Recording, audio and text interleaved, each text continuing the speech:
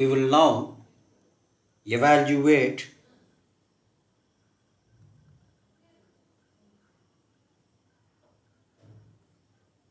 integral minus infinity to plus infinity dx by x squared plus 1 the whole square using contour integration.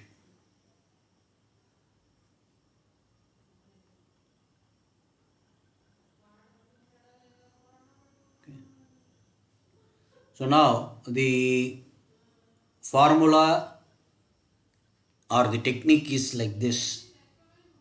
You have function of x between the limits minus infinity to plus infinity.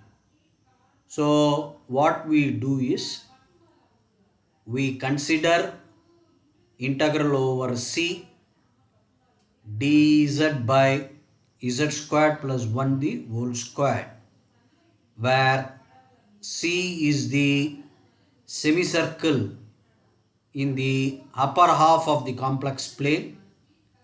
The curved portion is denoted by CR with radius R. This will be C, or in other words, whenever you have a function of x and the limits of the integral are minus infinity to plus infinity, you take the contour as the semicircle in the upper half of the complex plane, replace x with z. So evaluating this integral is same as evaluating this integral. After that we have to make some minor adjustment to get the value of the given integral. So now what I do is I take f of z as 1 by z squared plus 1 the whole square. Okay, I calculate the singularities of f of z. Singularities of f of z are z squared plus 1 the whole squared is equal to 0.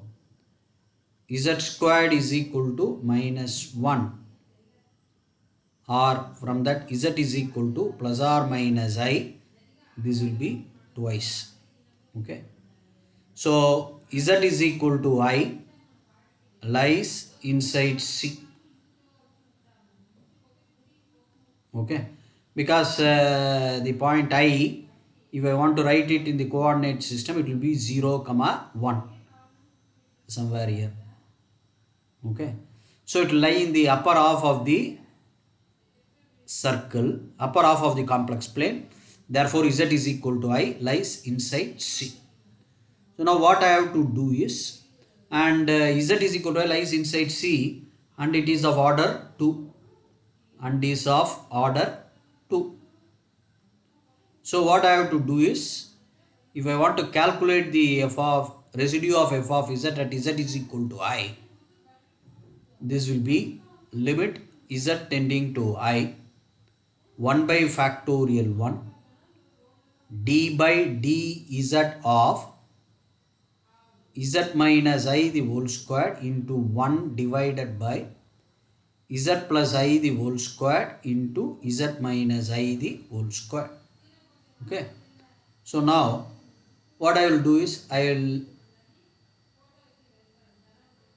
cancel this z minus I the whole square.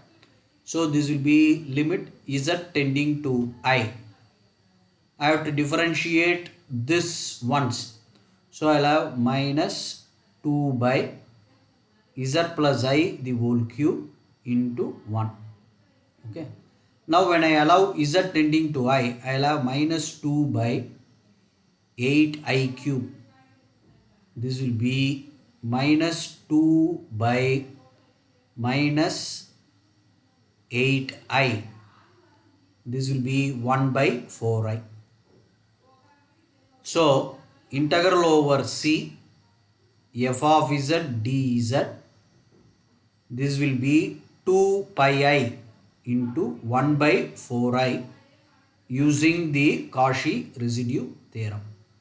So in this case I gets cancelled here, and 2 and 4 gets cancelled, giving you the answer pi by 2. So integral over C f of z dz is equal to pi by 2. But what is required?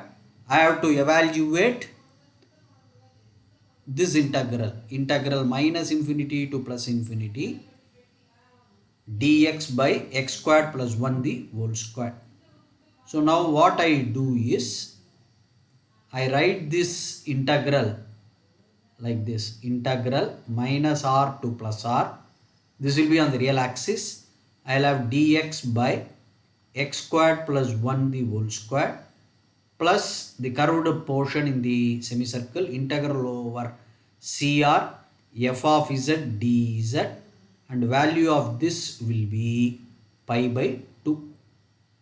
Now when I allow capital R tends to infinity, okay, when I allow capital R tends to infinity, this part, this entire integral will become 0. Okay, how do you get this? You have like this, integral over CR dz by z squared plus 1 the whole square. The magnitude of this is less than or equal to integral over CR mod dz by modulus of z squared plus 1 the whole square. This will be less than or equal to pi r by r squared minus 1 the whole square. This tends to 0 as r tends to infinity. How did I replace this? This was discussed in the previous problem. The same method has to be adopted here, and I can rewrite this as r squared minus 1. In fact, I have used this modulus of mod z1 minus mod z2 is less than or equal to modulus of z1 minus z2. I have used this result, and I have written this, and this tends to 0 as r tends to infinity. So when r tends to infinity, this becomes minus infinity to plus infinity dx by x squared plus 1 the whole squared. The value of this integral turns out to be pi by 2. So in this case, this is easier in the sense that whenever you have the limits as minus infinity and plus infinity, and the integrand is a polynomial in x, replace x with z and take the semicircle in the upper half as the contour, use the Cauchy residue theorem and evaluate the given integral. This completes the solution of the given problem.